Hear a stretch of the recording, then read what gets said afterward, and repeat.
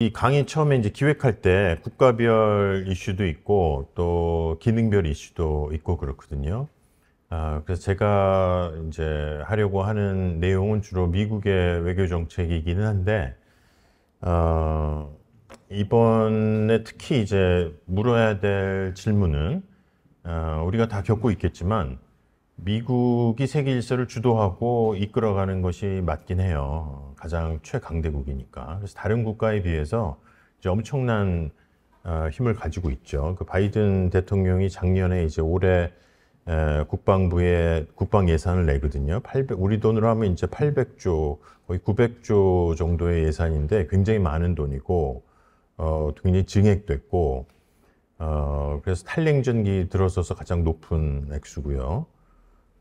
그 이후에 따라온 2위부터 10위까지의 예산을 합친 것보다도 많고, 또 그 국가들 대부분이 미국의 동맹국이고 하니까 미국이 뭐 여전히 압도적인 힘을 가지고 있다. 군사력만 일단 생각해 보면 그렇게 볼 수 있는데, 다른 국가에 비해서 미국이 압도적인 힘을 가지고 있다는 것과 그런 초강대국이 세계 질서를 만드는 데에 그 공헌하거나 할 수 있는 실제 일이 얼마나 많은가 하는 것은 좀 다른 질문인 것 같아요. 예를 들어서 예전 로마 제국도 그 로마 제국이 다스리던 영역에서는 가장 강한 국가였지만 지금의 미국에 비하면 더 강하다고 볼 수는 없거든요. 미국이 갖고 있는 전 세계의 국력 비중 자체가 높긴 한데, 그렇다고 세계 질서를 만드는 능력에서도 과거 로마 제국만큼 미국이 힘을 가지고 있느냐 하는 건 좀 별개의 문제다라는 거죠. 그래서 우리가 미중 전략 경쟁도 관심이 굉장히 많은데,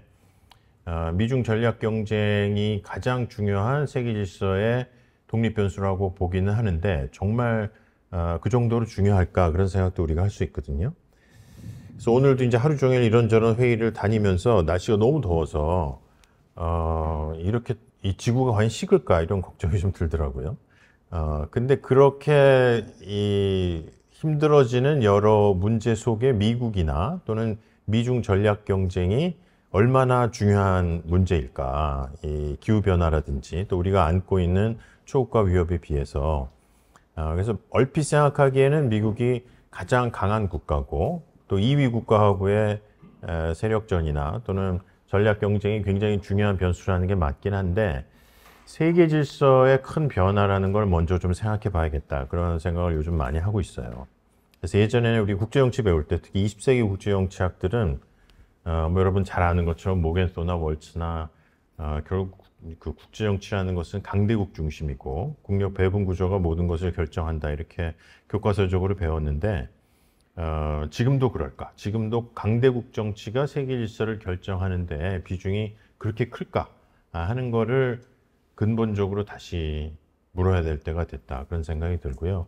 그래서 이 강의 준비하면서 다시 읽어봤는데, 이 1990년, 이때 9.11 날짜가 그런데, 이라크가 쿠웨이트를 침공하고 나서 그 아버지 부시 대통령이 그 새로운 세계 질서를 얘기할 때, 그래서 고르바초프하고의 협상이 잘 돼서 냉전이 종식됐다는 거를 곧 선언할 때, 또 베를린 장벽은 89년 11월 3일 날 무너졌잖아요.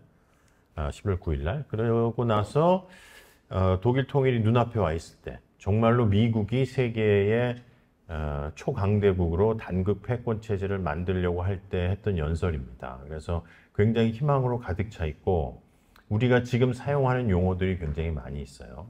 무엇보다 이제 이때는 새로운 세계 질서라는 이야기를 했고, norm based order라는 또는 rule based order라는 용어를 뭐 딱 그렇게 쓰고 있지는 않지만, 이제 국제 정치란 국내 정치와 비슷하게 파워 베이스드 또는 마이트 베이스드 오더가 아니고 룰스 베이스드 오더로 변해가고 있다. 뭐 이거를 이론적으로 말하면 국제 정치의 조직 원리가 무정부 상태에서 정부 상태 또는 하이어키칼한 상태로 변해가고 있고, 여기에 대해서 이제 고르바초프 서기장도 전적으로 동의했다. 그런데 그런 그 신세계 질서를 망가뜨리는 이라크의 타국에 대한 주권 침해 행위에 대해서는 강력하게 대응해야 된다라는 연설이거든요. 그러니까 굉장히 많은 것을 담고 있다 이런 생각이 드는데, 32년이 지난 지금 이거를 생각해 보면 지금 국제 질서는 이렇게 되지 않았습니다. 그죠? 여전히 군사력이 중요하고 또 이때는 예상하지 못했던 굉장히 많은 새로운 도전에 부딪히고 있고 무엇보다 미국이 이렇게 희망차게 생각했던 30년간의 탈냉전 기간 동안 미국의 리더십이라는 게 그렇게 성공적이지 못했다. 그래서 그 미국의 리더십이 망가지기 시작한 게 뭐 또는 효과적으로 작동하지 못하게 된 게 언제부터일까를 많은 사람들이 얘기하는데 보통 9.11 테러 이후에 그 이분의 아드님께서 그 아들 부시 대통령이 되고 나서 아프가니스탄에 대한 그 반테러 전쟁까지는 괜찮았는데 2003년에 이제 이라크를 침공하잖아요. 근데 그것이 국제법적으로도 많은 문제를 안고 있었고 유엔 안보리 상임이사국들의 지지도 받지 못했고 해서 미국의 자국의 이익을 위해서 논베이스드 오더라고 선언했던 탈냉전기의 기본 규칙이 망가지기 시작했던 그러면서 이제 지금 뭐 우크라이나 사태 때 많은 국가들이 러시아를 비판하지만 그렇다고 미국이나 서방이 하고 있는 우크라이나 전쟁 지원을 찬성하지도 않거든요. 그러니까 글로벌 이스트 우리가 요즘 얘기한 중국이나 러시아와 같은 기존의 이제 자유주의 질서에 대한 비판 세력을 비판하지만 그렇다고 글로벌 웨스트를 찬성하는 것도 아닌 인도가 대표적이죠. 우리 질문도 굉장히 좋은 질문이던데 인도가 그런 뭐 펜스 시팅 스테이트라고 해서 웨스트도 아니고 이스트도 아니고 뭐 완전히 비동맹도 아니지만 하여간 글로벌 사우스의 입장을 대변하는 우크라이나 전쟁이 반드시 잘 해결돼야 되지만 우크라이나 전쟁 말고도 지금 세계에 많은 내전들, 뭐 미얀마라든지 아프리카, 예멘 이런 데서 굉장히 많은 희생이 있는데 글로벌 웨스트들은 그런 분쟁에는 별로 힘을 쏟지 않고 그래도 유럽의 안보 질서에 중요한 그건 뭐 레이시즘으로 해석하기도 하고요. 그래서 우크라이나 전쟁에 좀 과도한 관심을 기울이는 거에 대한 비판을 글로벌 사우스 국가들이 하기도 하죠. 그러니까 그런 탈냉전기에 이 안보 질서나 국제 질서를 균형되게 이루어지지 못한 것에 대한 비판들을 하는데 그렇게 보면 미국이 중요하긴 한데 세계 질서를 구상했던 미국의 아이디어가 잘 받아들여지지 않는구나. 이게 생각보다 미국의 리더십이라는 게 그렇게 잘 작동하지 않는다. 그것은 한편으로는 이제 미국이 좀 더 현명했더라면이라는 뭐 아쉬움도 있고 물론 충분히 잘한 부분도 있고 하지만 미국이라는 에이전시가 국제 질서의 조성 능력에서 차지하는 비중이라는 것이 가면 갈수록 좀 어려워진다. 왜냐하면 그만큼 국제 정치라는 게 아주 어려워지고 있기 때문에 이제 그 얘기를 뒤에 더 자세하게 하려고 하는데요.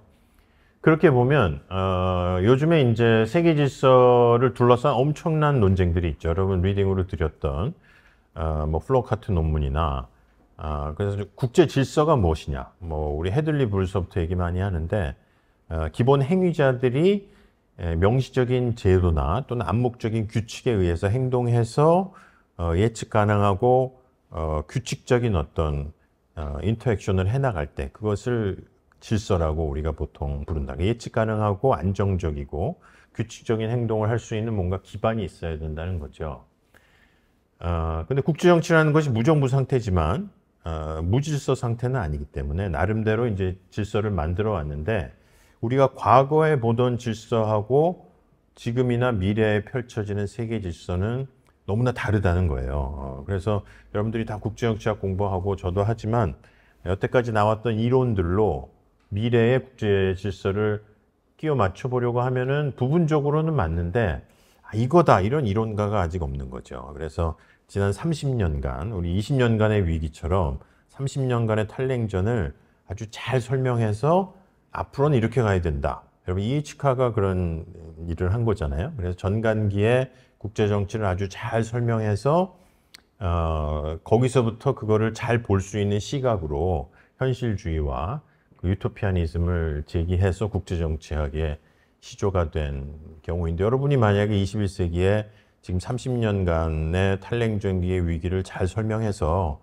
앞으로 국제 정치는 이렇게 봐야 된다라는 이론들을 제시한다면 21세기 전체에 이제 길이 남는 이론가가 될 수 있을 거예요. 근데 아직은 그런 이론가가 있을까요? 여러분 그 떠오르는 지금의 30년을 가장 잘 설명한 이론가가 누굴까? 많은 이론가들이 지금 시도를 하고 있지만 명확하게 떠오르진 않는다. 미국의 경우에는 뭐 현실주의와 자유주의가 여전히 싸우기도 하고요. 뭐 미어샤이머 교수님이나 또는 아이켄베리 교수님이나 이런 분들이 지난 30년을 나름대로 설명하긴 하는데 충분치 않다라는 생각이 든다는 거죠. 근데 그런 그 세계 질서의 흐름과 미국의 외교 정책을 대비해서 봐야 되는데 그 왼쪽에 있는 지금의 시대는 신냉전의 시대다. 또는 양극 체제의 시대다. 다극 체제의 시대로 가고 있다. 미중 패권 경쟁으로 가고 있다. 또는 이제 리더가 없는 그 정말 정글의 혼란 상태, 쥐죄로로 가고 있다라는 얘기를 무수히 여러분들이 많이 들어봤을 거예요. 그리고 다 부분의 진실을 담고 있다. 그렇게 생각하는데 그래도 좀 더 깊이 생각해 볼 필요가 있다. 그리고 그거는 바로 미국의 외교 정책하고 연결이 되는데 신냉전이라고 우리가 얘기할 때에는 여러 가지 그 이론적인 적합성이 있어야 되는데 냉전은 이데올로기적인 대립이 있는 어떤 진영이 있어야 되잖아요. 근데 지금 바이든 정부는 민주주의 대 권위주의로 진영을 나누려고 하는데 민주주의나 자본주의 대 공산주의나 뭐 프로리아 독재와 같이 명확한 이론적 기준이 있는 진영 체제는 아니다. 권위주의라는 거는 정치 과정에서 나오는 설명이잖아요. 그렇기 때문에 뭐 스카치폴이나 이런 사람들이 혁명 얘기할 때 그 사회 전체를 설명하는 사회, 경제, 정치 시스템이라는 게 있는데 자본주의가 그런 거죠. 공산주의도 그렇고 권위주의가 그런 거냐? 그렇게 보기 굉장히 어려워요. 중국은 여전히 시장을 중시하고 시장 사회주의적이기도 하고 공산주의적인 면도 있고 권위주의라는 것은 다당을 기초로 하지만 한 정당의 독점적인 정치 권한을 인정하고 그거에 따라서 모든 정치 사회 제도가 만들어지기는 하는데 그게 어떤 계급 관계라든지 사회 체제를 다 규정하는 개념은 아니거든요. 그런 면에서 냉전이라고 볼 만큼 이념적 대립으로 또는 사회 체제적인 모델의 대립으로 진영 간 갈등이 있는 것은 아니다. 그리고 냉전이 되려면 그 진영 내의 결속력이 굉장히 많아야 되고 또 진영 간의 배타성이 굉장히 커야 되는데 지금 그렇지 않죠. 만약에 미중을 두 진영으로 본다면 지금 우리와 중국의 관계만 보더라도 과거 우리와 소련의 관계하고는 전혀 다르잖아요. 그런 면에서 그 진영 간 배타성은 뭐 별로 없고 진영 내 결속력이라는 것도 뭐 굉장히 약하죠. 지금 뭐 이번 베이징에 가고 있는 유럽의 정상들, 뭐 마크롱 대통령이 가서 중국과 협상을 하는 거, 또는 뭐 미국의 블링컨 장관도 베이징을 가고 하는 걸 보면 신냉전이라고 보기는 대단히 어려운데 그런 용어를 이제 쓰는 게 부분적인 설명력이 있기 때문에 굉장히 대립적이고 관계가 좀 냉랭하고 또 구냉전과 대비되는 면이 있다고는 하지만 분석적 개념으로 정확한 것은 아니다. 양극 체제론이라고도 볼 수 있지 않느냐. 왜냐하면 미국과 중국이 제3의 국가, 그러니까 미국이 1등, 중국이 2등, 뭐 국력을 어떻게 나누느냐는 국제정치학의 최대의 과제이긴 한데 하드 파워만 갖고 본다면 군사경제력으로 미국 1등, 중국 2등, 3등이 어디냐 하면 굉장히 애매해져요. 그 경제력으로 보면 일본 또는 독일, 군사적으로 보면 핵만 갖고 보면 러시아 뭐 이렇게 되겠죠. 다극 체제하고도 연결되는데 양극 체제라고 그럼 볼 수 있지 않느냐. 미국과 중국이 워낙 우뚝 서 있으니까 그렇게 볼 수 있다. 그렇게 볼 수 있는데 그렇게 보려면 제가 요즘에 갖고 있는 문제의식은 극국가가 있어야 되는데 극이라는 건 이제 폴이라는 거거든요. 그래서 국제정치에서 설명할 때 막대기처럼 이렇게 우뚝 솟아서 다른 국가들이 그 자석에 들러붙듯이 핀들이 그 주위를 이렇게 들러붙는 그런 이미지잖아요. 그게 워낙 강하고 그게 속해 있는 다른 국가들은 거기에 종속되는 모습인데 지금 미국과 유럽 관계 또는 미국과 일본, 한국 관계 곧 한미일 정상회담이 열리겠지만 미국이 그렇게 독립적으로 포를 만들 만큼 우뚝 서 있지 않다. 지금 미국의 제조업 수준이나 반도체의 제조의 공급망을 위해서 한국이나 대만에 도움을 요청하는 상황들을 보면 극이라고 막 이 완전히 하나의 폴이라고 하기에는 좀 어색하죠. 그거보다는 좀 조금 높은 막대기 정도? 그러니까 양극이라고 보기는 어렵고 양막대기 체제 정도라고 볼 수 있다. 극국가를 얘기하기에는 포울의 성립 가능성이 지금의 아주 분업적이고 또 선진국들의 비교적 고른 국제정치의 세력 배분 구조를 볼 때 두 개가 우뚝 선 건 맞는데 그렇게 우뚝은 아니다라는 의미에서 양극 체제라고 보기도 좀 어려운 부분이 있다는 거죠. 그만큼 선진국들 간의 상호 의존 체제가 높기 때문에 그런 면에서 미국도 그거를 굉장히 잘 알고 있습니다. 그래서 이제는 나 혼자 뭘 할 수 없기 때문에 다른 국가들의 도움이 굉장히 필요하다는 거를 중국도 마찬가지고요. 따라서 양극 체제라는 게 일면을 설명하지만 다 설명하는 것은 아니다라는 거고요. 다극 체제는 방금 이야기한 것처럼 세 번째의 극국가가 있어야 되는데 딱히 말하기가 어렵다는 거예요. 그런 면에서 다극은 세 개 이상의 극체제가 있어야 되는데 그러기는 어렵다. 따라서 두 개의 미중이 가장 중요한 국력을 갖고 있지만 다른 국가들하고의 상호 의존이 있고 하지만 진영을 이룬 만큼 진영이 완전히 배타적이고 결속력 있게 만들어지지는 않은 그런 모습이라는 거죠. 그럼 패권 경쟁이라는 말을 우리가 굉장히 많이 쓰는데 이거는 예전부터 비판을 많이 했던 티시스인데요. 패권이라는 것은 그 무정부 상태인 국제 정치에서 질서를 부여할 수 있는 공공재를 제공할 수 있는 국가예요. 우리 공공재라는 개념 알죠? 그래서 비경제성과 비배타성이 있는 누구나 다 필요로 하지만 아무도 자기 돈을 내서 생산하고 싶지는 않은 그런 공공재의 국제 버전의 공공재. 예를 들어서 열린 자유주의 경제 질서가 위기에 처하면 레스트 리소트로서의 최종 대부자의 역할을 하는 아주 잘 사는 나라가 있다든지 또는 아까 이라크의 쿠웨이트 침공처럼 국제 안보 질서를 어지럽히는 국가가 있을 때 그걸 막아줄 수 있는 세계의 경찰 국가를 자임하는 강력한 군대를 가진 국가가 있다든지 이런 국가가 있어야 된다. 그 국가가 패권 국가다. 따라서 단극과 패권은 다른 개념이다. 단극은 이제 다른 국가에 비해서 힘이 많은 건 사실인데 패권 국가는 그거보다 좀 더 질서 부여자의 역할을 해야 된다는 건데 지금의 국제 정치에서 패권의 역할을 할 수 있는 힘을 가진 국가는 사실 없다고 봐야 돼요. 그죠? 너무 국제 문제가 복잡해지고 있기 때문에 여러분도 그런 생각 하시지 않겠어요? 그래서 지금 이 패권 경쟁이라고 보기는 어렵다. 미국과 중국이. 여기서 이긴 국가가 패권 국가가 되지는 못할 거다.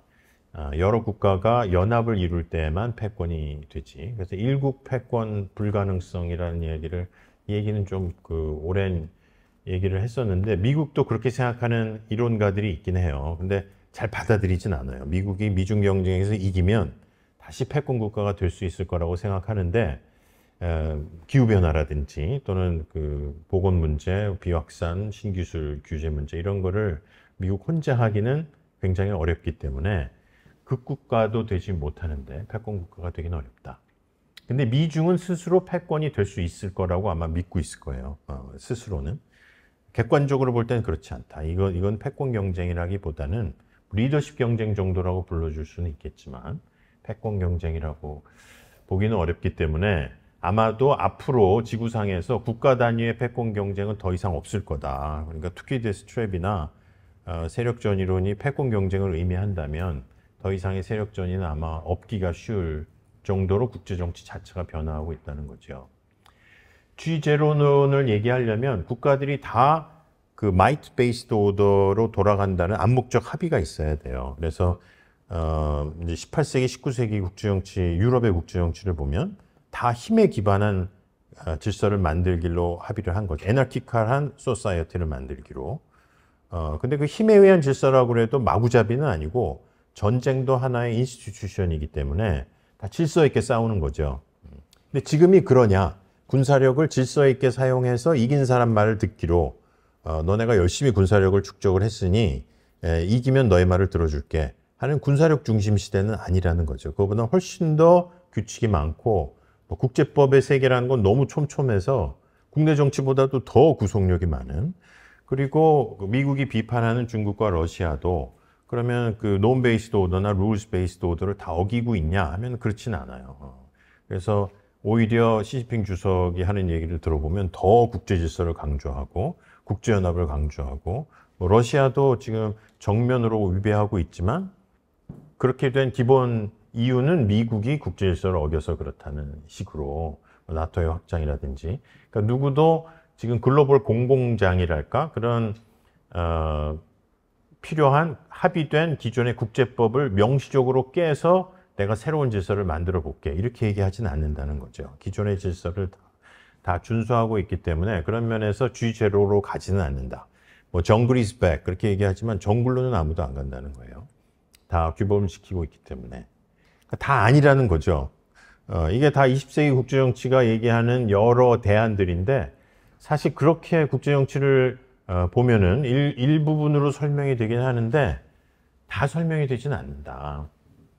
그럼 어떤 시각으로 우리가 국제정치를 보면 될까? 이게 강대국 중심이나 미국의 패권으로 질서가 더 이상 안 만들어진다면 그럼 미국이 이제 다시 잘 살게 돼서 세계 질서를 만들 수 있는 시대가 되더라도 패권 국가가 될 수도 없고 극국가가 될 수도 없고 기존의 규범도 다 지켜야 되고 이런 상황이 된다면 어떤 국제 정치를 우리가 그 개념화하는 것이 중요할까 이런 질문을 할 수밖에 없다는 거죠. 답은 저도 없어요. 그래서 이제 우리가 생각할 수 있는 변수들과 향후 모습들을 좀 정리를 해본 겁니다. 주요 변수, 미국과 중국은 경제적 상호 의존은 계속될 것이다. 라는 건 이제 하나의 명제화되어 가고 있어요. 물론 상당히 그 컨트로버셜하긴 한데 적정한 수준의 상호 의존이 어디까지인지를 미중이 서로 찾고 있는 단계이다. 뒤에 이제 디리스킹 얘기도 좀 하겠지만 미중이 그간에는 지정학적인 고려 없이 서로 마음 놓고 시장 논리로만 경제적 상호 의존을 했는데 몇 가지 사건을 겪었죠. 코로나도 겪고 우크라이나 사태도 겪고 특히 미중 전략 경쟁도 겪고 나니까 이게 시장이라는 게 결국 전쟁이 일어나거나 또는 지정학적인 싸움. 지정학이라는 거는 이제 정치적 싸움이라는 거죠. 정치적 싸움이 지리와 연결된 건데 정치란 결국 무엇이냐? 정치의 본질이 무엇일까? 그거는 뭐 여러 가지로 표현할 수 있겠지만 나와 남을 가르는 누가 주도권을 갖느냐? 그게 뭐 자원의 엘로케이션에 관한 논의일 수도 있고 나와 남을 정체성으로 나눌 수도 있고 우적으로 나누는 게임일 수도 있고 칼 슈미트라는 학자가 이제 나와 적을 가르는 것이 정치다. 근데 우리가 일상생활에서는 나와 적을 갈라서 살지 않잖아요. 다 친구거나 뭐 좀 사이가 나쁘거나 그렇지만 정치의 세계, 특히 집단 간의 세계에서는 이익이 서로 상치될 때 그럴 때는 우적 관계가 성립되는데 그 관계의 속성이나 논리가 다른 시장이나 논리에 작동하기 시작할 때 그게 이제 국제 정치인데 권력 관계인 거죠. 그 관계가 지리하고 연결될 때 우리가 지정학이라고 부르긴 하는데 지정학도 굉장히 복잡한 용어긴 하죠. 다시 돌아가서 미중이 지정학적 고려 없이 누가 친구고 누가 적인지를 생각할 필요가 없이 마켓 논리로만 경제적 상호 의존을 해왔던 과거 한 20, 30년 내 논리는 물론 깨졌지만 그럼에도 불구하고 서로의 경제적 이익을 위한 상호 의존은 지속될 것이다. 그건 아까 신냉전은 도래하지 않는다라는 변수하고 상관이 있고요. 근데 아까 얘기처럼 어느 정도의 의존을 어느 분야에서 할 거냐를 두고는 아주 치열한 싸움이 벌어지고 있다. 또 미중 양 진영 간도 진영에 속한 많은 국가들이 서로 크로스로 우리는 중국과 계속 관계를 가지려고 하고 또 중국의 영향력 하에 있는 국가들도 자유주의 국가들하고 계속 관계를 가질 수밖에 없다. 또 비국가 행위자들이 굉장히 중요해진다는 거죠. 특히 국제기구. 그래서 앞으로는 미국과 중국이 국가 단위에서 자국의 이익을 실현하려고 해도 굉장히 많은 국제기구의 제한을 받을 수밖에 없다는 것. 그 다음에 중견국과 약소국의 목소리. 이게 뭐 글로벌 사우스라고 할 수도 있고 중견국 논의라고 할 수도 있고요. 그래서 실제로 이거는 뭐 특히 한국의 중견국 외교론이 많은 논의를 해왔는데 거기에 대한 비판들도 굉장히 많았거든요. 이게 뭐 그냥 좋은 게 좋은 거다라든지 한국이 실제로 할 수 있는 일은 별로 없으면서 논의만 중견국 논의를 했다든지 뭐 이런 여러 가지 논의가 있었는데 실제로 이제 경제 관계가 복잡해지고 진영으로 쪼개다 보니까 중견국과 약소국이 굉장히 중요해지더라. 이거는 그 군사적인 의미에서 지리도 중요해지고 여러분 지금 그 태평양 도서 국가들에 대한 미중의 접근이 굉장히 중요하잖아요. 이거는 군사 기지 면에서 그 솔로몬 제도하고 중국이 안보 협정 맺은 논의도 있었고요. 그래서 그 태평양 전쟁 생각해 보면 그때 생각했던 군사적인 요충지들이 다시 굉장히 많은 중요성을 갖고 있고 그 다음에 그 핵심 광물을 갖고 있는 약소국들에 대한 접근도 굉장히 중요해지고 있잖아요. 그러니까 이게 그냥 그 미국이 단극 체제로 군사 경제를 관리하고 있을 때의 세계에서는 3세계들의 실질적인 중요성이 이렇게 눈에 띄지 않았는데 미국과 중국이 경제나 군사 면에서 대립하게 되면서 중견국과 약소국들의 중요성이 실질적으로 늘어났고 그걸 이 국가들이 잘 알고 있기 때문에 목소리가 훨씬 더 커지고 국제정치에 대한 인풋도 많아진다는 거죠. 앞으로 계속 그렇게 될 수밖에 없을 것이다. 초국가 위협의 증가. 그래서 우리가 지금 보고 있는 뭐 너무나 많은 위협들이 있는데 그 위협은 미국과 중국이 협력하지 않으면 해결될 수 없다는 것을 미국과 중국도 너무나 잘 알고 있어요. 절대적 협력, 절대적 이익이 있다는 건 아는데 상대적 이익 또는 상대적 손실에서 조금이라도 이익을 보려는 노력은 하는 거죠. 그래서 뭐 탄소를 줄이더라도 우리가 조금 덜 줄이거나 나중에 줄이거나 보건 협력을 하더라도 우리가 좀 덜 손해보는 식으로 협력을 하거나 그러니까 협력을 안 하는 건 아닌데 현실주의가 얘기하는 협력론하고 비슷한 거죠. relative gain이나 relative loss를 갖고 협력의 방식이 결정되기 때문에 초국가 위협으로 협력을 한다고 해서 꼭 자유주의적인 방식으로 하는 것은 아니다. 그렇게 볼 때 향후 모습은 어떻게 될 거냐? 이건 알기는 어렵죠. 알기는 어려운데 이 행위자들의 인식에 관성이 있는 것 같아요. 뭐 특히 미국, 남의 나라를 함부로 얘기할 수는 없겠지만 미국의 행정부나 의회 또는 많은 정책 결정에 관여하는 연구자들이나 또는 싱크탱크의 사람들 또는 미국의 뭐 경제 행위자들 이런 사람들이 다 나름대로 미국의 국익을 가장 잘 실현할 수 있는 세계 질서를 만들려고 하는데 이 국제 질서가 바뀌고 있다는 사실을 정말 잘 알고 있을까 하는 거죠. 근데 그렇게 바뀌지 않는다. 여전히 미국이 패권 국가가 될 수 있다. 그죠? build back better. build back, 뭘 build back 하는 걸까? 아메리칸 헤게모니를 build back better. 더 나은 버전의 미국의 패권이 만약에 이제 다른 국가들의 동의와 협력을 구해서 패권의 연대를 만들고 그 연대를 리드하는 저는 그걸 메타 리더십이라고 요즘에 부르는데 리더십 그룹을 리드하는 그런 역할을 미국이 하겠다. 그걸 오바마 대통령이 굉장히 멋진 말로 표현한 게 있어요. 그게 lead from behind라는 말을 한 적이 있어요. 그래서 그런 메타 리더십을 부활하려는 노력이라면 얼마든지 받아들일 수 있는데 예전과 같이 미국이 정말 지난 70년간 많은 일을 해왔잖아요. 뭐 때로는 굉장히 좋은 일을 하고 때로는 자가당착적인 자유주의 질서를 이야기하면서도 군부 쿠데타를 지원하는 웨스타드라는 냉전 학자 있잖아요. 그 책 보면은 미국이 그런 개입이 633회인가 뭐 정확하게 기억은 안 나는데 비자유주의적 개입이 사실은 굉장히 많았다. 그러니까 미국이라 하더라도 자유주의 국제 질서를 추구하지만 모든 그 외교 정책의 형태가 자유주의라는 이념을 고양할 수는 없는 거죠. 그런 면에서 지난 그 70년간 해왔던 미국의 리더십이 있는데 그 리더십과 앞으로 리더십은 아주 많이 달라져야 된다. 아주 많이 달라져. 그건 우리가 또 할 수 있는 말들이 많아요. 특히 북핵 문제 같은 것도 지난 30년간 미국이 많은 노력을 했지만 북한이 생각하는 북한의 실존적 위기에 대한 미국의 어프로치가 충분치는 않았다. 그게 뭐 북한이 잘했다는 건 물론 아니고 불법적인 핵무기 개발이지만 그렇게 되게 되는 국제정치적 상황이나 북한의 위협감이 있었는데 그거를 미국이 잘 인식해서 접근을 했더라면 그렇게 했어야 될 때 그러면 좀 낫지 않았을까 그런 생각이 들기도 하는데 그건 아까 얘기했던 많은 세계의 문제들에 대한 미국의 어프로치를 이제 생각하게 하는 모습이다.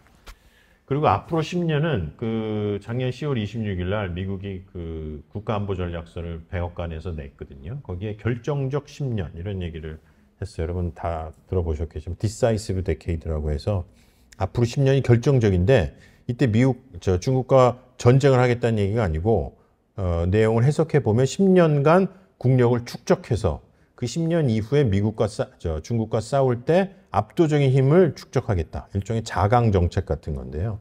그거를 뒤에 나오겠지만 인베스트란 말로 표현하고 있어요. 그래서 10년간 정말 열심히 인베스트해서 다시 패권의 힘을 회복한 다음에 그 이후의 10년의 싸움에서 중국의 우위를 점할 수 있다는 거고 그 10년이 결정적이라는 거는 중국도 똑같이 생각해요. 다른 말로 표현하지만 앞으로 10년이 정말 중요하다.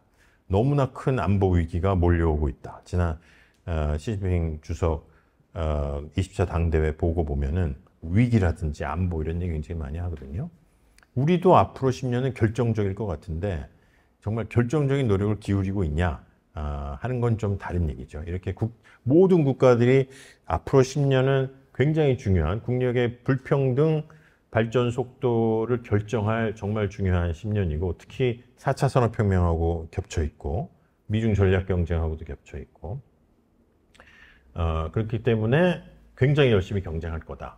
단기적 패권 경쟁이라고 생각하고 열심히 경쟁할 거라는 게 향후 모습에 대한 일종의 예측이라고 볼 수 있고요.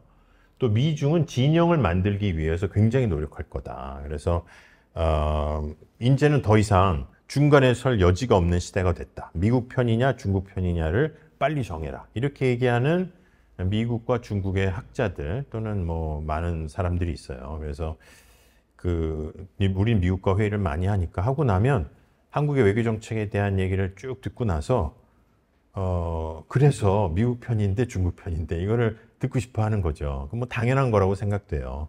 그렇게 사고하니까 누구나 다. 우리도 마찬가지고. 그래서 너는 그래서 우리나라 외교가 미국 편이어야 돼, 중국 편이어야 돼. 이렇게 친구들하고 대화할 때도 묻잖아요. 그런 진영 수립 노력이 굉장히 많아질 것이다. 근데 그게 정말 답이냐. 미국과 중국 스스로도 진영을 만들 수 있다고 스스로 생각하느냐.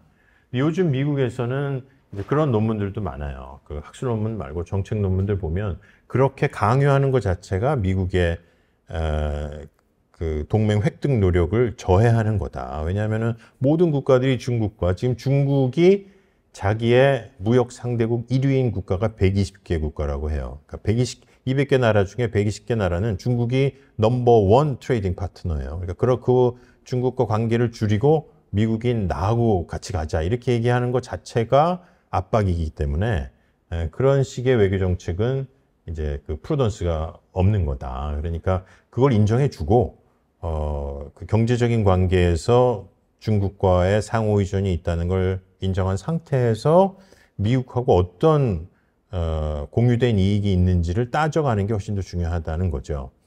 근데 미국도 그렇게 얘기하는데 우리 스스로 이제 더 이상 미중 간에서 여지가 없으니까 미중은 패권 경쟁을 하고 있고 우리는 편을 정해야 된다라는 담론이 국내에 있긴 하거든요. 굉장히 좀 단순한데 물론 중요한 담론이지만 이제 그게 그렇지 않다. 미중 경쟁은 패권 경쟁이 아니고 뭐 이렇게 구구절절히 설명하기는 사실 굉장히 어렵잖아요. 우리가 일반적으로는.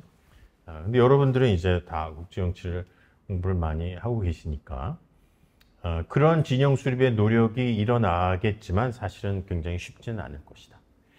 또 정부와 기업 간의 정책 갈등이 굉장히 많아질 거는 뭐 확실해요. 미국의 경우도 지금 대중국 직접 투자나 또는 그 수출 통제에 대한 굉장히 많은 입법안들을 만들려고 하고 있고 만들어가고는 있지만 기업의 입장은 또 다르잖아요. 그리고 그걸 만들어도 그걸 우회하거나 그거를 피해갈 수 있는 많은 또 중국하고의 경제 관계를 유지하기 때문에 기업은 기업대로 살아남아야 되거든요.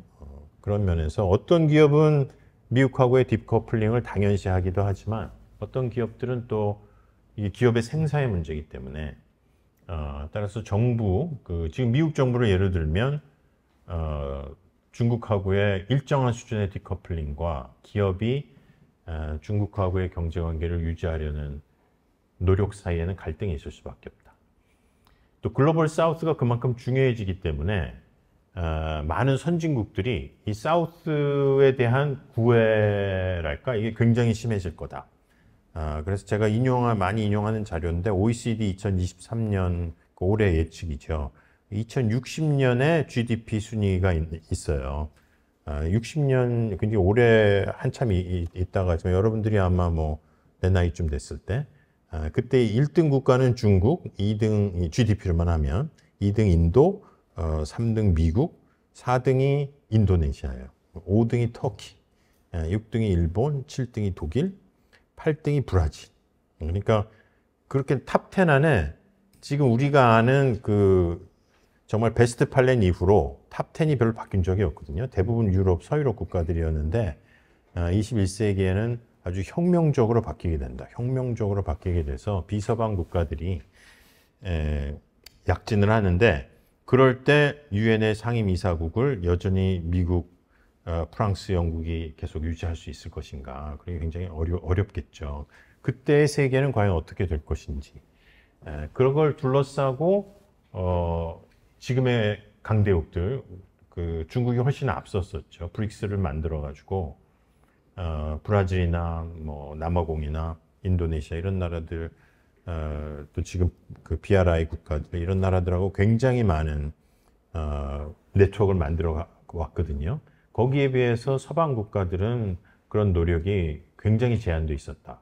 제한도 있을 뿐만 아니라 과거에 식민 통치를 했던 나라이기 때문에 과거 식민지 국가하고의 관계 설정에서 글로벌 사우스 국가들은 여전히 포스트 콜로니얼의 문제를 갖고 있는데 우리는 아주 유일하게 비서구 국가가 제국이 된 일본의 식민지가 된, 그죠? 대부분 서방 국가의 식민지를 했는데 우리는 비서구 제국의 식민지가 됐다. 그렇기 때문에 더 식민 통치가 심했고 우리 스스로도 프러스트레이션이 더 컸고 그래서 여러분 실제로 동남아 국가들이나 이런 관료들하고 얘기해 보면 과거에 받았던 서방의 식민 지배를 물론 뭐 긍정적으로 보진 않지만 우리만큼 보지는 않는 것 같아요. 식민지 근대화론이나 뭐 이런 얘기에 유사한 서방 국가들의 발전 이런 얘기를 하는 경우들도 있는 것 같아요. 그건 뭐 따로 굉장히 많은 리서치가 필요하겠지만 어쨌거나 글로벌 사우스를 둘러싼 대립과 갈등과 경쟁이 많아질 것이고 또 초국가 위협 부분이 있고요. 그렇게 봤을 때 향후의 국제 질서는 이런 변수들과 향후의 모습으로 굉장히 달라질 거라는 걸 볼 수 있고요. 그러면 그걸 이론화, 지금의 국제 정치를 그럼 어떻게 볼 거냐라는 거에 대한 아주 제 초보적인 견해인데 그런 면에서 지금 학자들이 내놓고 있는 여러 담론들 중에 다질서 세계라는 그것도 뭐 완전히 정확한 용어라고 볼 수는 없지만 우리가 기존의 국가들 간의 갈등을 설명할 때는 세력 균형과 또 이익의 균형 두 개가 핵심적인 용어죠. 그래서 밸런스 오브 파워가 있었는데 랜덜 셜러 같은 학자가 저 나라가 너무 커지면 내가 괴로워지니까 이제 밸런싱을 할 거라고 생각하지만 밸런싱 액트라는 게 굉장히 코스틀리하다. 군사력도 막 증강해야 되고 경제도 쌓아야 되고 그게 안 되면 동맹을 구해서라도 해야 되는데 동맹은 또 나의 자율성을 훼손하고 그러니까 세력 균형을 잘 안 하고 오히려 이익만 주면 국제정치의 세력 균형이 어떻게 되든 난 이익 쪽으로 가서 붙는다 라는 경우에 행동도 굉장히 많이 한다는 거죠. 근데 최근에는 가치의 균형, 구성주의가 얘기하는 그런 집합 정체성이나 이런 부분으로 민주국가끼리의 연대라든지 이런 게 있는 것도 사실이다. 그러니까 지금의 국제정치는 그 세 개가 같이 작동하고 있다는 거죠. 그래서 예를 들어서 미국의 진영 안에 있는 서방 국가를 하더라도 이익이 맞으면 중국하고 연결하는 유럽 국가들, 대표적으로 이제 독일인데 독일이 최근에 그 인태 전략, 국가안보 전략이라는 거를 냈잖아요. 그게 최초인데, 거기 보면 이 중국 파트가 있어요. 여러분 꼼꼼하게 읽어보시면 중국은 굉장히 애매하게 파트너이자 라이벌이라고. 그 세력 균형 면에서는 중국 주도의 국제 질서를 받아들이기는 어려운데 권위주의 국가니까 이익은 볼보였나? 볼보가 아니죠. 벤츠였나? 하여간 그 논문이었는데 이익의 50% 이상이 중국 시장에서 난다는 거예요. 그러니까 중국 시장이야말로 지금 유럽에서 제일 경제적으로 강대한 독일을 뒷받침하는 시장인데 그 러시아를 한번 그렇게 믿었다가 그 우크라이나 전쟁 이전에 독일 에너지의 50% 이상이 러시아에서 수입됐거든요. 그 원유와 가스 형태로.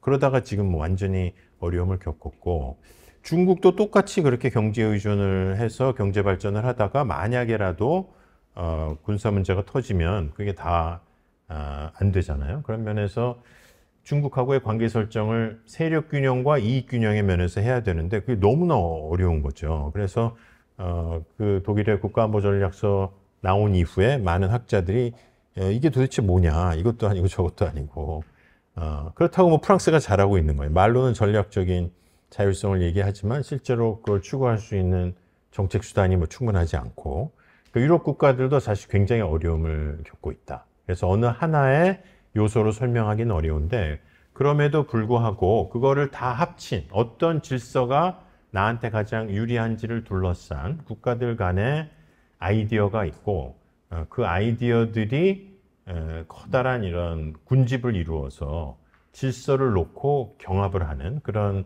국제정치라고 볼 수 있다는 거죠. 그러니까 어느 하나로 설명되기보다는 아주 커다란 틀을 놓고 국가들이 경합을 하는데 그 틀은 한 나라가 만들기는 어려워요. 그러니까 앞으로 미국이 자유주의 국제질서를 복원하려고 하겠지만 그 복원된 자유주의 질서는 미국 혼자 만들기는 굉장히 어려울 것이다. 그런 면에서 다른 국가들과 이 세력과 이익과 가치를 잘 공유하는 국가들이 누가 더 견고한 질서를 만들어낼 수 있느냐 하는 싸움으로 지금 가고 있다는 거죠. 그래서 미국과 중국도 단순하게 세력 균형이나 아니면 이익으로 설득하거나 하는 걸 넘어서서 가치를 포함한 자기가 제시하는 질서의 미래. 그러니까 미국은 이제 자유주의 국제 질서를 경제 안보 가치 면에서 제시하고 있고 똑같이 중국도 여러분 글로벌 시큐리티 이니셔티브랑 그거 있잖아요. 그 디벨롭먼트가 먼저 나오긴 했는데 그러니까 지구 개발 구상, 발전 구상일 수도 있고요. 그다음에 지구 안보 구상, 최근에 지구 문명 구상, 글로벌 시빌리제이션 이니셔티브라는 걸 냈어요. 근데 내용을 보면은 그렇게 구체적이진 않아요. 다 좋은 말씀이에요. 다 좋은 말씀인데 그래도 중국이 추구하는 질서의 그 세 개의 필라, 보통 이제 경제, 안보, 가치니까 그 세 개의 필라를 중국 나름대로 제시하려고 한다. 러시아도 뭐 그거를 제시할 줄 알았는데 지금은 이제 그러기는 굉장히 어려운 상황이 된 거죠. 중동 국가도 중동 국가들 나름대로 그 플로카트 논문 보면 새로운 아주 포스트 콜로니얼한 질서를 제시하려고 하는데 그러면 한국이 구상하는 미래의 질서는 무엇이냐 하는 문제가 남는다는 거고요. 인터폴라리티라는 개념도 제가 본 개념 중에 굉장히 흥미로운데 그 폴들 간의 상호 의존이 유지되는 시대일 거다. 그러니까 우리가 그 바이폴라나 멀티폴라라는 말만 듣다가 인터폴라라는 말을 들으면 이게 뭔가 좀 아하 하는 필링이 있지 않나요? 이게 뭔가 우리가 잘못 생각했구나. 폴끼리 인터할 수 있구나 이런 느낌을 주는. 또 하나는 이제 그 폴이 국가가 아니다. 국가만 폴이 될 수 있는 건 아니다. 이런 얘기도 같이 하고 있어요. 그래서 시작된 그냥 던져진 개념인데 아직 정교화 작업이 있는 건 아닌데 굉장히 흥미로운 개념이었고요. 그 다음에 국제 질서란 말대로 국제, 인터내셔널한, 인터스테이트인데 우리가 글로벌 질서라는 말을 쓰기도 해요. 보통 국제와 지구와 세계라는 말, 세계를 동시에 쓰는데 요즘은 행성이란 말을 쓰기도 해요.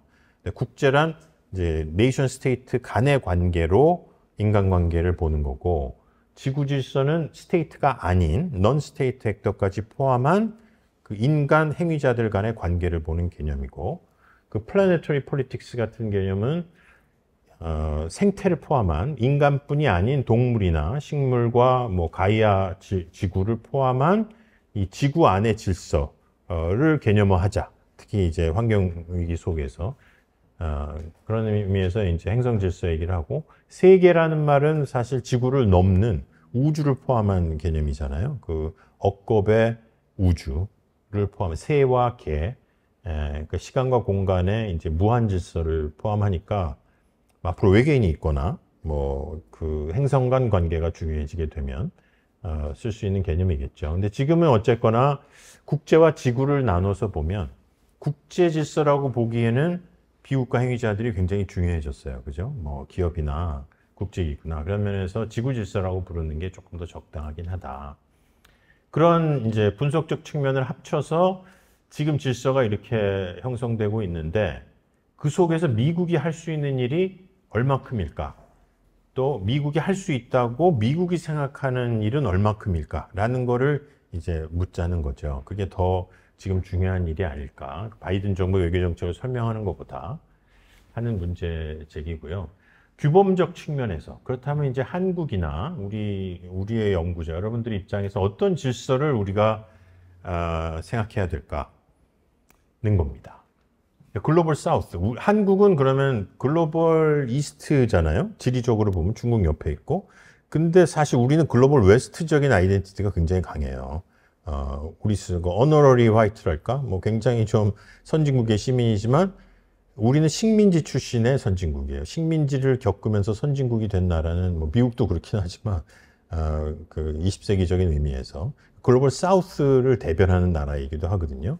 그러니까 우리의 정체성은 글로벌 이스트, 웨스트, 사우스를 다 가지고 있기 때문에 어떻게 보면 굉장히 유리한, 우리가 세계 질서에 대해서 얘기하면 뭐 너네는 선진국 아니야, 식민지 안 겪어봤잖아, 이런 얘기도 할 수 없는 거고, 너네 식민지지 선진국이 아니잖아, 뭐 이렇게 얘기하기에는 특히 문화적으로 너무나 선진국이고, 중국과 러시아를 모르는 거 아니야 하기에는 우리는 중국을 너무나 2000년 동안 잘 알던 나라이기 때문에 사실은 굉장히 유리한 위치에 있다. 그렇게 봤을 때 우리가 생각하는 글로벌 오더, 국제정치 이론에서도 non western 턴이라든지 또는 글로벌 턴 이런 얘기 많이 하거든요. 그래서 한국적 국제정치 이론 또는 한국발 국제정치 이론, 이런 거를 이제 기성학자들이 많이 얘기하는데, 지금 한국이 갖고 있는 글로벌한 실제의 지위와 그 지위를 활용해서 뭐 한국산 그 K-팝이나 이런 것도 팔지만 한국이 생각하는 글로벌 오더에 대한 시각을 끼워 팔 수도 있다. 그러니까 한국이 굉장히 중요한 나라가 됐는데 너네가 생각하는 바람직한 글로벌 오더는 뭐냐라고 물었을 때 정말 좋은 대답을 내릴 수 있다면 그 파급력은 과거보다는 훨씬 크다. 왜냐하면 이 질서 경쟁의 시대이기 때문에. 그럼 어떤 대답을 우리가 할 수 있느냐는 걸 보면, 첫 번째는 자유주의 국제질서에 대한 내용인데요. 자유주의 국제질서란 굉장히 컨트로버셜한 용어긴 한데, 그럼에도 불구하고 자유주의가 중시하는 기본 가치들, 인권이라든지 법치라든지 민주주의적인 정치 과정, 그런 거를 실현하고자 하는 국제 차원에서 질서라고 볼 수 있고, 그 질서는 경제 부문에서는 개방된 경제 질서, 안보에서는 국가 주권을 최대한 수호하고자 하는 안보 질서, 집단안보로 나타나기도 하고, 과거에 미국 중심의 동맹체제로 나타난 것이었고요. 가치 질서는 우리가 보는 것처럼 민주주의가 최대한 확산되는 질서인데, 그게 이제 인위적인 민주주의 확장론이 되면은 네오콘들이 했던 그런 네이션 빌딩 프로젝트가 되는 거죠. 하지만 자유주의 국제질서 자체 안에서 한국이 성장해서 우리가 갖게 된 정체성을 놓고 볼 때 우리는 자유주의 국제질서를 추구하는 것은 당연하다고 생각해요. 비자유주의적 국제질서를 한국이 추구하기는 어렵다. 근데 문제는 그 자유주의란 거는 이념상 민주주의하고는 굉장히 대립적이에요. 자유주의는 모든 조건에서 다 자유롭지만 능력에 따른 편차를 인정하는 거잖아요. 그러니까 자유주의는 사실 굉장히 불평등할 수 있는, 그래서 롤스도 자유주의 얘기할 때 그 무지의 장막에서 똑같이 시작하지만 불평등이 생길 수밖에 없는, 근데 이제 그 선천적인 불평등에 대한 구제책 이런 걸 얘기하긴 하지만 그럼 이제 공동체가 깨질 수도 있는, 그거를 전체 공동체 차원에서 평등과 논의를 한 것이 민주주의다. 그러니까 자유주의 국제질서는, 특히 신자유주의 국제질서는 국가 간의 불평등을 굉장히 용인하고 인정할 수밖에 없는 국제질서였는데, 그게 너무나 많은 문제를 가져왔기 때문에 우리는 자유민주주의적인 국제질서를 논의할 수 있다. 그것은 힘의 크기와 상관없이 모든 국가들이 자기의 목소리를 낼 수 있는, 그러니까 국제연합으로 하면은 상임이사국보다는 총회 중심에, 그렇다고 총회가 다 잘한다는 건 물론 아니지만 자유주의적이면서도 민주주의적인 그런 국제질서를 지향하는 게 굉장히 중요하다라는 것이고, 일국 패권 중심의 국제질서에서 지구적인 리더십을 만드는 게 굉장히 중요하다는 거죠. 만약에 강대국들이 미래 국제질서를 강대국 정치로만 계속 추구한다면 결국 전쟁으로 갈 수도 있고, 여러분 투키디스 트랩 그 질문지에도 있던데 거기에 빠질 수도 있고요. 그러면 전쟁을 하는 거죠. 그러면 강대국들이 지구 질서를 망치는 결과를 가져오기 때문에 다른 국가들이 그거에 대한 반대를 사실 많이 하고 있다. 그리고 그런 패권국의 연합을 사실 이끌 수 있는 그런 메타 패권국들, 그게 꼭 미국이어도 좋고 아니어도 좋고요. 그 다음에 이제 경쟁. 그 경쟁이라는 굉장히 중요한 용어인데요. 저도 미중 전략 경쟁이라는 말을 많이 쓰거든요. 미국에서 쓰기 전부터도 그런 용어를 많이 썼는데, 전략 경쟁은 전략적 이익을 둘러싼, 그죠? 굉장히 중요한 이익을 둘러싼 경쟁이 미중 간에 벌어지고 있다라는 논의 하나와, 경쟁이라는 말인데, 그 미국이 바이든 정부 들어서서 3C 정책이라는 거를 이제 얘기했어요. 그죠? 컨프런테이션이 하나 있고, 컴피티션이 있고, 그 다음에 코오퍼레이션 또는 코오디네이션, 이렇게 셋으로 했는데, 컨프런테이션과 컴피티션이 다른 거야? 이런 생각을 할 수 있잖아요.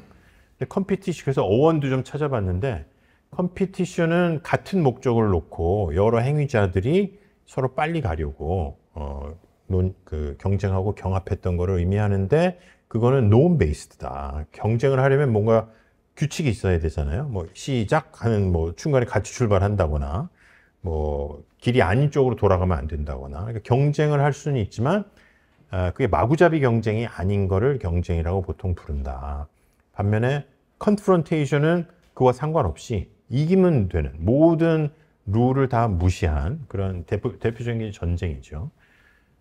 그래서 미국도 컨프런테이션으로 가지 말고 컴피티션으로 가자라는 얘기를 많이 해왔고, 그 컴피티션이 규칙에 기반할 수만 있다면, 그래서 전쟁으로 가지 않을 수 있다면 그것이 좋은 결과를 생산해낼 수 있다는 거죠. 그래서 우리 입장에서는 미중이 전략 경쟁을 하는 것이 꼭 나쁜 것은 아니다. 그게 컨프런테이션으로 가지 않고 경쟁을 통해서 더 좋은 결과를 만들어낼 수 있다면, 그리고 그렇게 되는 게, 그런 경쟁을 지구를 망치는 경쟁을 하게 될 때에는 이번 우크라이나 전쟁을 보면 지구적인 공론장이 생각보다는 굉장히 잘 작동했다고 생각돼요. 그래서 저 학교에서 정전론도 가르치는데 just war, 어떤 게 정당한 전쟁인지 그거는 의미 없다, 이렇게 결론을 많이 내렸었거든요. 아우구스티누스부터 시작이 됐는데, 이번 그게 이제 AD 4세기인데 그 아우구스티누스나 뭐 스토아 학파들이 2000년이 지난 지금에 와서 이게 정전론이라는 게 사실 의미가 있는 그런 상황으로 조금씩 변해가고 있다. 그래서 앞으로의 질서를 규범적이거나 또는 분석적으로 어떻게 생각해야 될까라는 이야기고요. 시간이 많이 지났는데 그래도 뒤에 거를 빨리 할게요. 조금 지나더라도.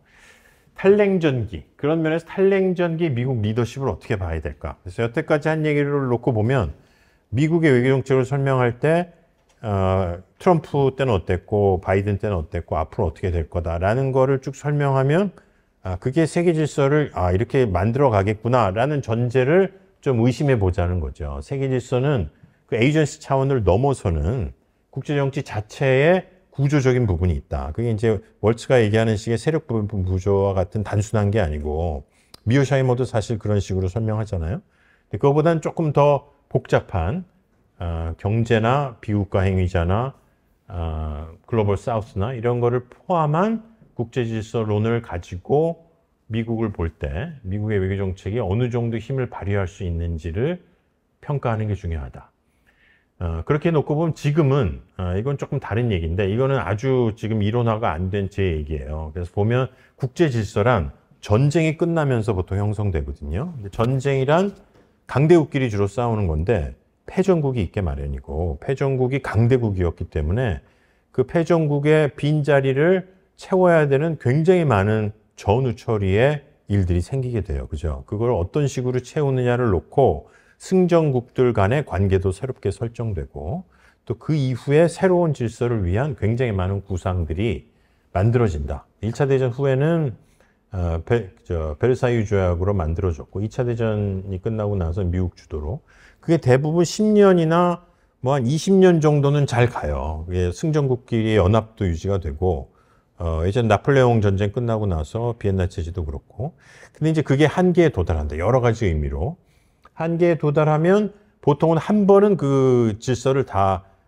뒤집어야 되는 그 손을 봐야 되는 2차 대전이 끝나고 나서 미국이 뭐 경제적으로는 의도적인 무역 적자 정책을 통해서 그 웨스트 국가들의 경제를 다시 부활시키고 또 같은 승전국이었던 소련을 막기 위해서 동맹 체제를 다시 다 손을 보고 가치적으로도 이제 시장과 민주주의를 다시 확보했던 그 전후 처리의 기간이 대략 닉슨 정도 오면은 끝이 나거든요. 미국의 무역 적자가 너무 심해져 가지고 금태환 정지를 선언하고 또 60년대 들어서서 뭐 50년의 수에즈 운하라든지 미국 동맹국들 간에도 불화의 요인이 생겨서 45년 질서가 쭉 가진 않는다.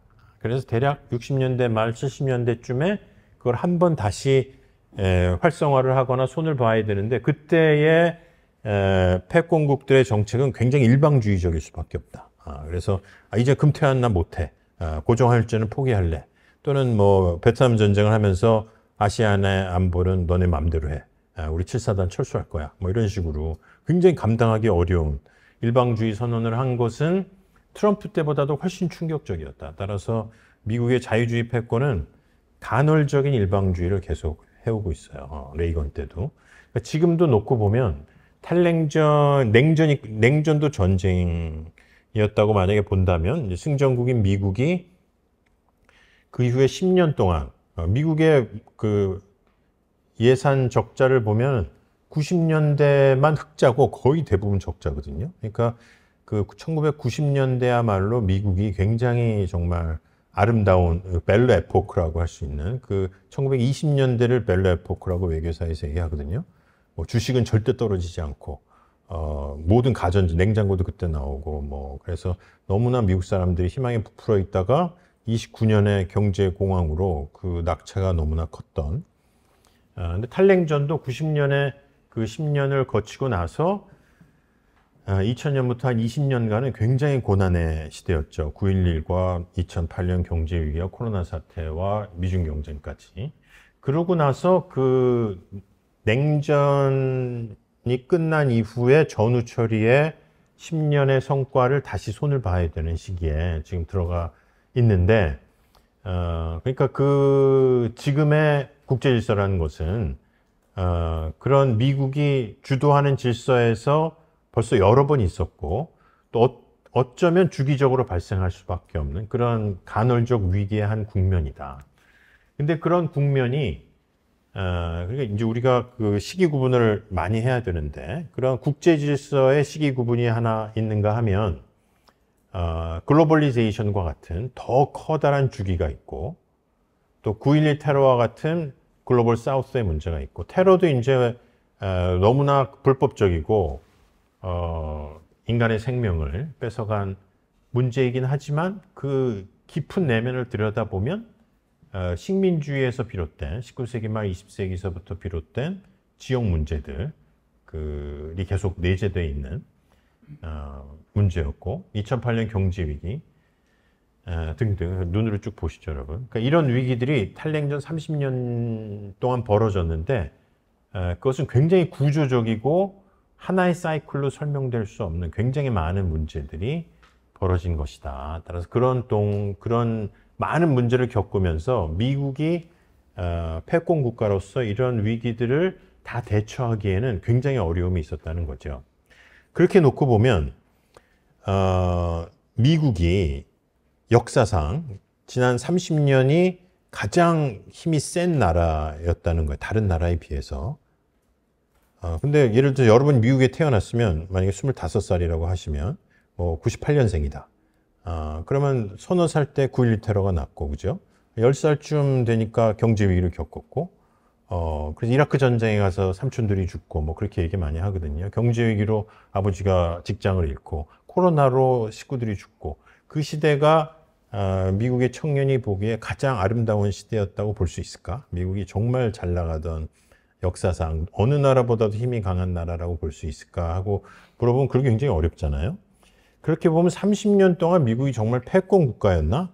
그런 생각을 해볼 수도 있다. 그러니까 우리가 생각하기에는 다른 국가들하고의 상대적인 국력 면에서 패권이라고 보지만 국제정치 질서가 요구하는, 질서가 수립되기 위해서 요구하는 기본 공공재의 총량과 미국의 국력 간의 격차라는 면에서는 미국이 아무리 열심히 했어도 이게 안 되는 일이었을 수도 있다라는 생각을 해볼 수가 있을 것 같아요. 그렇게 보면 지난 30년을 완전히 좀 다시 봐야 되지 않나 그런 생각을 하고는 있는데요. 아직 제가 결정적으로 말씀을 드릴 만큼 연구는 안 돼 있는데 지난 30년의 국제정치 질서의 성격을 다시 봐야겠다 그런 생각을 좀 하고 있고요.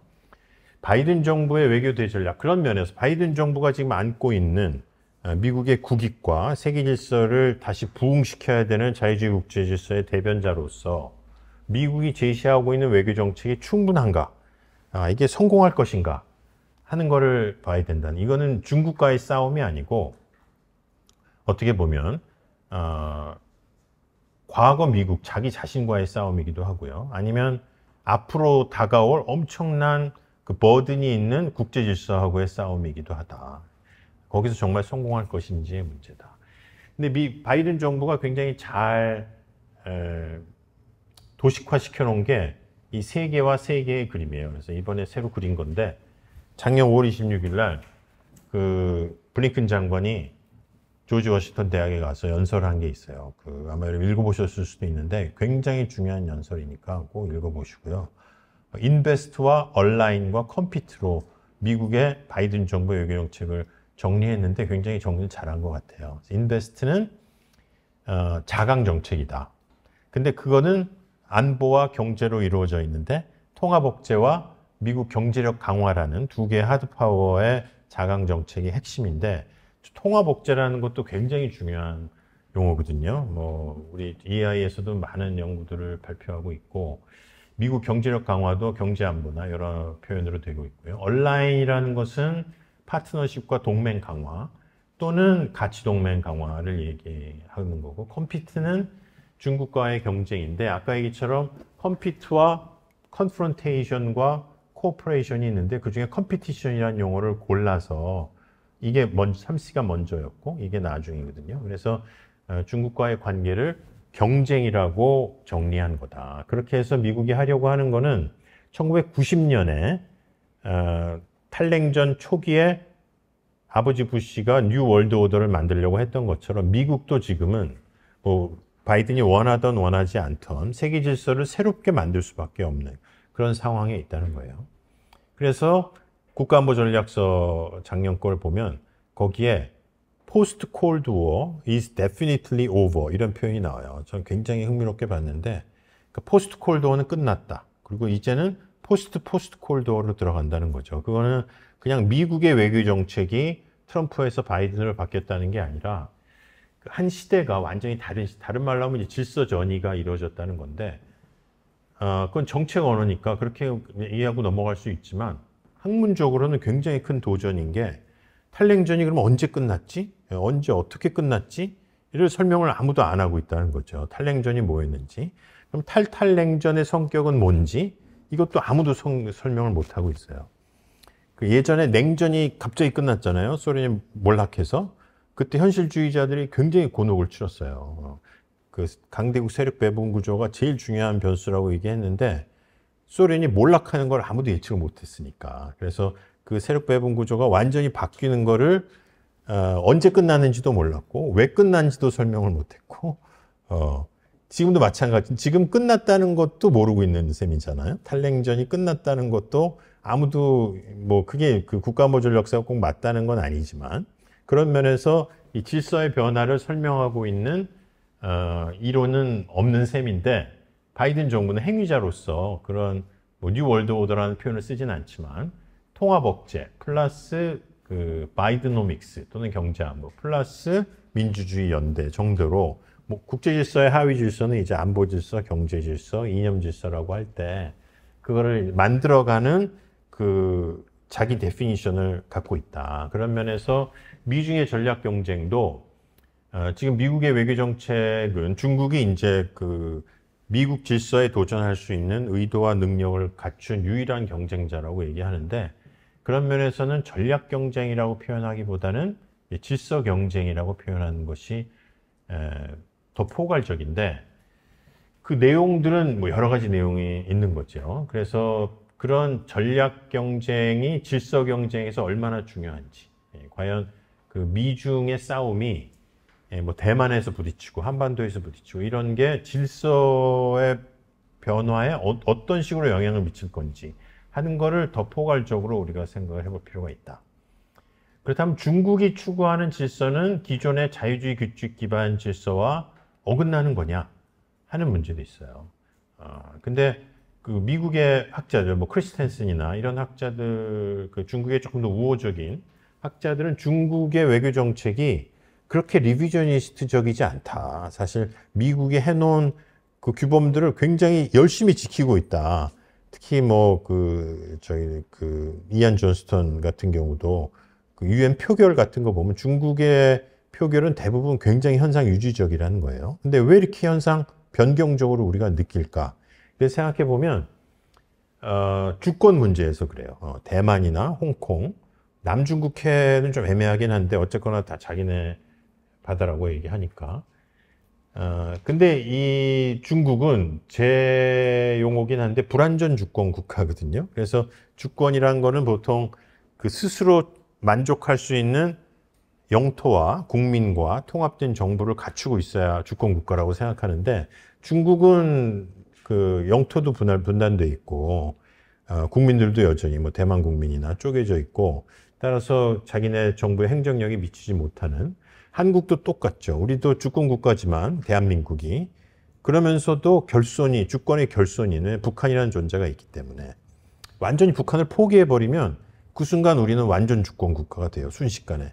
근데 헌법에서 통일이 의무라고 규정하고 있는 순간까지는 우리는 불완전 주권 국가인데 따라서 북한을 통일하고자 하는 시도는 국제정치에서 볼 때는 굉장히 현상 변경적이죠. 뭐 어쨌거나 유엔의 다른 가입국을 흡수통일하려고 하는 것처럼 보이니까 대만도 마찬가지다. 그런 면에서 주권 게임이라고 표현을 하는데 주권적 관점에서 중국은 굉장한 현상 변경 세력이지만 막상 국제정치 게임으로 들어갔을 때에는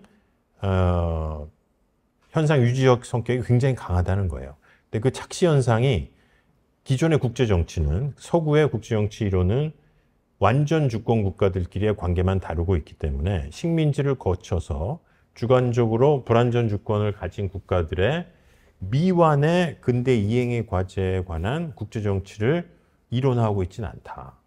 그 학문의 영역으로 끌어오고 있지 않기 때문에 우리가 중국을 볼 때 중국이 이론적으로는 리비저니스트 스테이트라고 보기는 딱 그런 건 아니다. 러시아는 좀 다른 것 같아요. 러시아가 이번에 우크라이나를 침공할 때 원래 우리 땅이었다라고 얘기하는데 그렇게 얘기하기에는 우크라이나가 러시아의 일부라고 보기에는 우크라이나 주권 국가로 너무 오랫동안 존속했기 때문에 대만하고는 좀 다르잖아요. 그런 면에서 지금 러시아의 우크라이나 침공은 주권 게임이라고 보기는 굉장히 어렵다. 그런 면에서 국제정치적인 현상 변경의 불법적 행동이지만 대만 통일은 그렇게 보기 좀 어려운 많은 국가들이 그렇게 인정하고 있고. 그래서 지난번 우리 동아시아연구원에서 했던 회의에 중국 자칭고 교수님이 아마 영상이 올라가 있을 거예요. 그런 얘기를 하시더라고요. 만약에 텍사스가 독립하려고 하는데 중국이 텍사스한테 무기 지원을 하면 미국이 가만히 있겠냐? 그거랑 똑같은 거다. 대만은 우리 땅인데 왜 너네가 이미 우리의 하나의 중국 원칙을 인정했는데 왜 거기다 무기를 주냐, 이렇게. 물론 그거보다는 훨씬 상황은 복잡하지만 중국은 그렇게 얘기할 수 있기 때문에 주권 게임 관점에서 이거는 아주 현상 유지적인 국제정치적으로 볼 수 있다는 거죠. 그런 면에서 대만의 문제가 예를 들어서 국제 질서에 어떤 영향을 미치고 있는지 하는 거를 넓게 볼 수 있는 부분이 있다. 그리고 미국의 대중 전략의 불확정성, 아까 뭐 질문이 있어서 그건 좀 뒤로 돌리고요. 인베스트와 온라인 간의 갈등 상황. 미국이 우선 우리가 좀 강해져야 세계가 안정되니까 동맹국들이 좀 참아다오 하긴 하는데 동맹국들이 또 그걸 다 받아들이긴 좀 어렵잖아요. 뭐 그 밖에 굉장히 흥미로운 미중 전략 경쟁에서 논의들이 있어요. 특히 이제 권위주의의 효율성 문제. 요즘에 중국 경제가 굉장히 어렵잖아요. 근데 더 흥미로운 현상은 중국 경제가 어려운데 세계 많은 나라들이 별로 신경을 이제 덜 쓴다는 거죠. 중국하고의 관계가 줄어드니까 그건 중국이 어려운 거지. 우리 중국의 GDP가 떨어질 때마다 우리 GDP가 얼마 떨어지고 이거 계산 많이 했었잖아요. 근데 우리도 뭐 디커플링까지는 아니지만 다이버시파잉이랄까, 탈중국적인, 지난번에 이동열 선생님 말씀 좀 하시지 않았을까요? 그런 경향이 굉장히 강해졌기 때문에. 반면에 민주주의는 코로나를 다루거나 경제 위기에 대처할 때 굉장히 무력하다고 얘기했었고, 그런 틈을 타서 민주주의가 약화되는, 뭐 터키, 헝가리 이런 얘기 하잖아요. 아주 민주적 절차지만 위기를 활용해서 미디어나 또는 사법을 약화시키는 그런 논의들. 지금 미국도 비슷한데 그런 중산층의 몰락이나 경제 위기를 내세워서 미국의 사법 절차라든지 이런 거를 굉장히 좀 넘어서려 포퓰리즘으로 기존의 민주주의를 약화시키는 트럼프 때 그런 전략들을 하는데, 그럼에도 불구하고 민주주의가 다시 복원되는, 그게 이제 복원의 요즘 리질리언스라고 하잖아요. 리질리언스는 적응력과 복원력과 예방력 이런 걸 다 합친 개념인데, 민주주의가 생각보다는 회복 탄력성이 있고 권위주의가 오히려 위기 대처 이후에 굉장히 그 다음의 진로를 못 찾는 그런 경향이 있다는 논의들을 요즘 많이 하고 있어요. 이건 미국의 통합억제에 관한 부분인데 좀 넘어갈게요.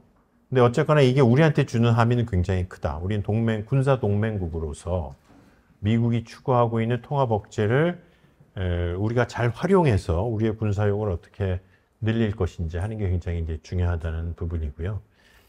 그 다음에 이제 뒤에 우리 이승주 교수님이나 훨씬 더 저보다 경제를 전공하신 선생님들이 많이 얘기를 해 주실 거니까요. 많이 들어보시고요.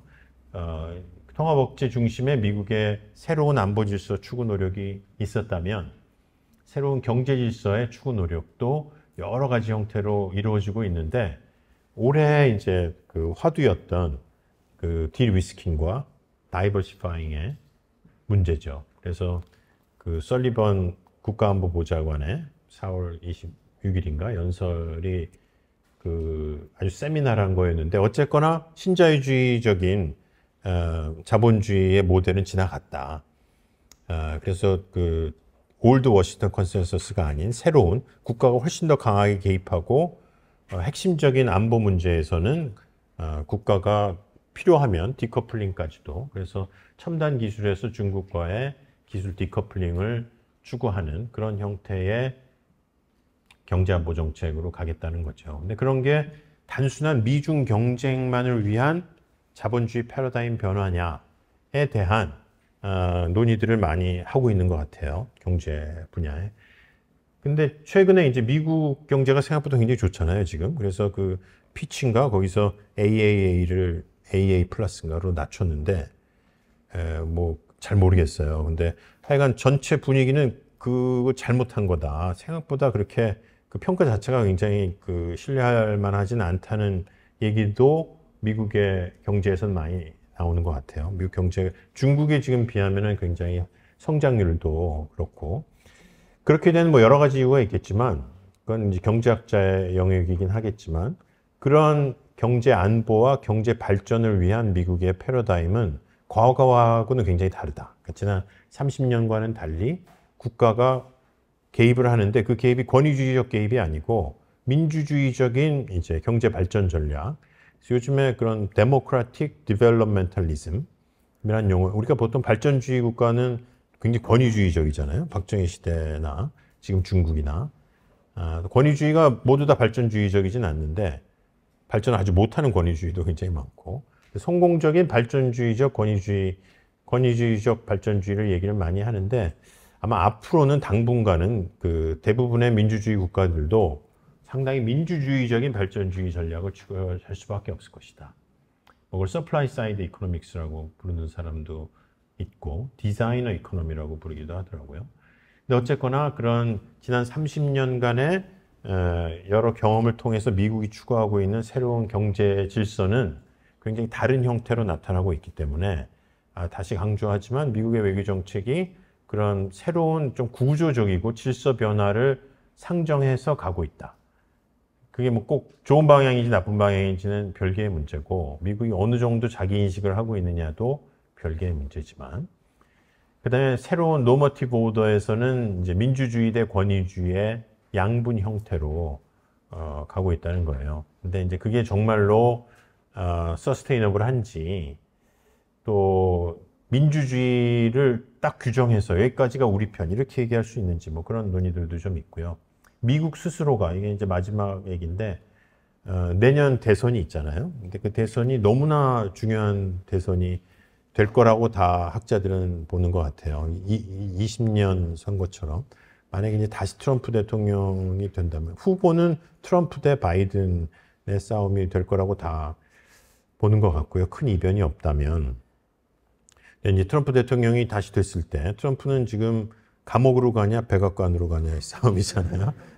백악관으로 가게 되면 굉장히 많은 프로그램들, 뭐, 사법부를 손보고 FBI도 바꾸고 이런 얘기들을 많이 하고 있어서, 그 민주 절차에 의해서 기존의 민주 절차를 바꾸려고 하는, 지금 3번 기소되고 마지막 기소의 내용이 미국 국민들이 대통령을 뽑을 수 있는 민주적 권한을 침해했다는 거잖아요. 1월 6일. 자기가 그 선거에 잘못이 없다는 걸 알면서도 그 선거가 잘못됐다는 것을 부추겼다는 거기 때문에, 어떤 신문에서는 그걸 트리즌이라고 볼 정도로, 그거는 너무나 엄중한, 뭐 기소니까 어떻게 될지는 뭐 알 수 없지만, 근데 그런 논의가 나오고 있는 상황에서 민주주의 역진과 외교정책의 변화가 2025년부터 일어난다면 세계 질서에 미치는 영향은 굉장히 클 건데, 그래서 이제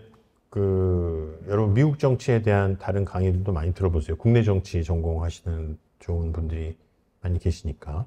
근데 대선을 임하는 미국 국민들의 그 이슈를 보면 1위가 경제고, 뭐 2위 빈부격차 쭉 나가다가 그 외교 정책은 14위인가 그래요. 그러니까 미국 국민들은 미국 외교를 누가 잘하느냐로 후보를 뽑지는 않죠. 우리도 비슷하잖아요. 근데 그렇게 뽑힌 후보가 세계 질서에 미치는 영향은 막대하기 때문에, 그런 면에서 아까 이제 그 자유민주주의적인 질서가 필요하다고 얘기했잖아요. 그래서 우리는 세계 어느 곳에서 일어나는 일이라도 우리의 운명에 영향을 미치는 시대에 살고 있다. 아프리카에서 작은 사건도 뭐 그 복잡계 이론에서 얘기하는 것처럼 우리한테 영향을 미칠 텐데, 그거를 통제하지 못하는 시대에 살고 있잖아요. 그러니까 우리의 운명에 미치는 변수를 우리가 통제하는 게 민주주의인데, 글로벌한 차원으로 정치 공간이나 경제 공간이 확장됐음에도 불구하고 그걸 거버할 수 있는 체제는 없다는 거죠. 그러니까 지구화는 됐지만 지구 거버넌스는 없는, 그런 면에서 우리의 운명에 영향을 미치는, 굉장히 많은 영향을 미치는 미국 대통령의 정책 결정 과정이나 그런 데는 아무런 영향력은 우리는 없잖아요. 뭐 그렇다고 우리가 투표권이 있어야 된다는 얘기는 아니지만, 그 국가로 나뉘어져 있는 거버넌스를 조정할 수 있는 기제가 필요하다는 면에서는 글로벌 디모크라시나 자유민주적인 정치가 필요한 부분이 있다. 어떤 세계가 될지 2025년부터 알기가 굉장히 어렵다는 거죠. 그런 면에서 미국이 과연 패권을 계속 추구할 건데 패권이 되려면 가져야 되는 것들이 이렇게 많은데 능력과 의도와 뭐 그런 가치, 미국 국민들의 합의, 자기 국민들의 합의, 국제사회의 승인, 또 그 사건이 발생했을 때 대처하는 능력 이런 게 다 클리어가 돼야 그래 넌 패권 국가야 이렇게 얘기하는데 미국, 중국이 다 굉장히 많은 어려움이 있다라는 정도로만 말씀을 드리고요. 그런 면에서 뭐 굉장히 짧은 시간이어서 나중에 이제 토론 시간에 우리가 좀 얘기할 수 있을 것 같아요. 그래서 과연 지금의 국제 질서를 우리가 볼 수 있는 그런 충분한 사고가 형성되어 있는지, 자유주의 국제 질서가 굉장히 중요한 용어니까요. 그거에 대한 논의가 필요하고 바이든 정부의 경제정책을 꼭 평가를 해야 될 테고 트럼프주의 변수, 미국의 대중 전략이 여전히 계속 형성 중이기 때문에 우리한테도 굉장히 큰 논의 사항이다. 미래 국제 질서를 어떻게 볼 건지. 결국은 이 7번을 하고자 우리가 공부를 하는 거잖아요. 우리의 외교 전략, 대전략이라고 얘기할 수 있으면 좋죠. 그랜드 스트래티지가 있는 나라가 몇 없기 때문에 우리는 지금 맥락에서는 이제 한국의 대미 전략이 어떻게 흘러가야 될지 하는 것들을 좀 고민해 보자는 말씀이고요.